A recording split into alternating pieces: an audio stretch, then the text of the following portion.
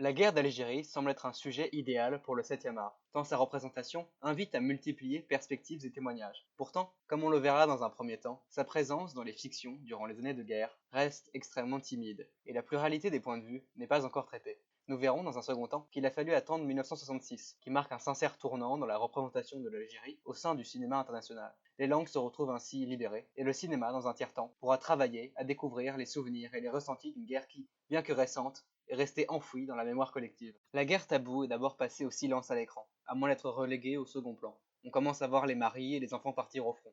On appréhende les feuilles de route, annonçant les départs déchirants, comme dans les parapluies de Cherbourg de Demy, une crainte qui vient briser l'insouciance des Trente Glorieuses, immortalisée par Jacques Rosier dans Adieu Philippines. Les premiers films qui cherchent à dénoncer la torture, comme Le Petit Soldat de Godard, se heurtent à la censure, et leur échec commercial montre bien qu'ils n'intéressent de toute façon qu'assez peu une métropole détournant le regard. C'est ainsi que les films commencent à montrer le retour des rapatriés. Les soldats en permission errent à travers Paris, comme dans Cléo de 5 à 7 d'Agnès Varda, tandis que les premiers déserteurs se font absents à l'appel, tel Delon dans l'Insoumis de Cavalier.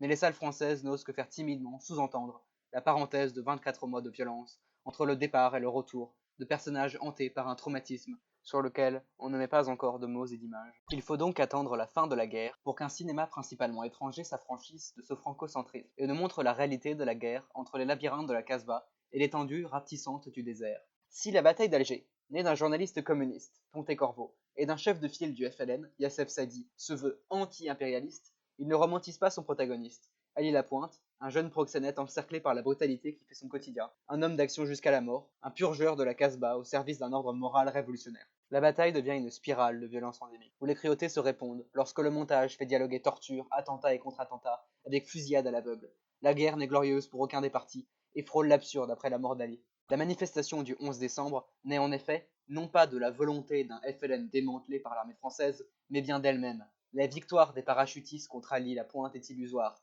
Comme expliqué par Hobsbawm, le terrorisme n'est qu'une tactique. Son éradication n'a donc été qu'une distraction. La marche des Algériens dans les quartiers européens est en fait la marche de l'histoire. Le film prendra d'ailleurs indirectement part dans cette marche historique vers la décolonisation. Si la censure le retire des affiches au-delà des frontières de l'Hexagone, c'est bien parce que sa signification est retentissante pour tous les mouvements de rébellion au sein des peuples vassaux d'un autre. Il est vu à travers le monde car il donne vie à un sentiment alors partagé à travers le monde. Il tient le flambeau d'un espoir qui est une vérité générale, jusqu'à dépasser le simple idéal de décolonisation, comme le montre sa popularité auprès des Black Panthers. Il est intéressant de noter que, bien que l'Algérie n'aura jamais le même traitement que son jumeau vietnamien, l'année de sortie de la bataille d'Alger, 1966, est également celle de la sortie des Centurions, une production typiquement américaine à la David Lean, qui placarde l'Algérie sur une affiche au casting 3 étoiles et au budget généreux. Mais elle inscrit, elle aussi, l'Algérie dans l'héritage du cinéma postcolonial. Le film commence à Dien Bien Phu, en Indochine, pour finir en Algérie, sans réellement trouver un réel sens à la lutte menée par le régiment français.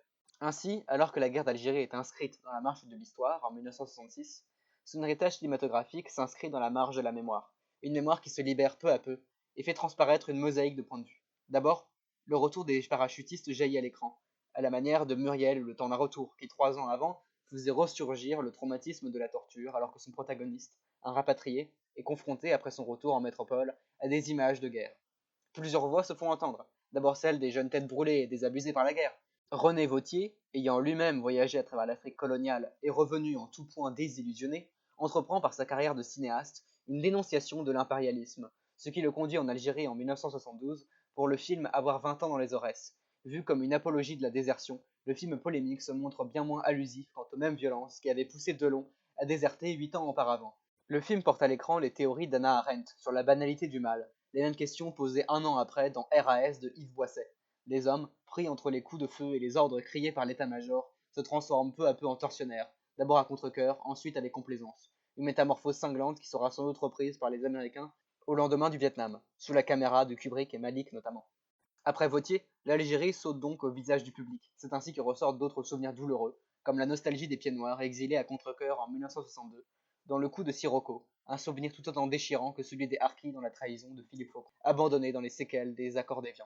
Enfin, certaines dates, comme celle du 17 octobre 1961, peineront à sortir du mutisme, leur ombre pesant encore sur la lourde atmosphère des mémoires de la décennie de plomb.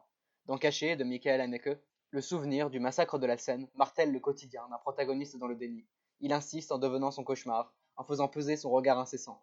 Cet harceleur resté anonyme témoigne de la persistance d'une culpabilité enfouie dans une mémoire collective française encore refoulée.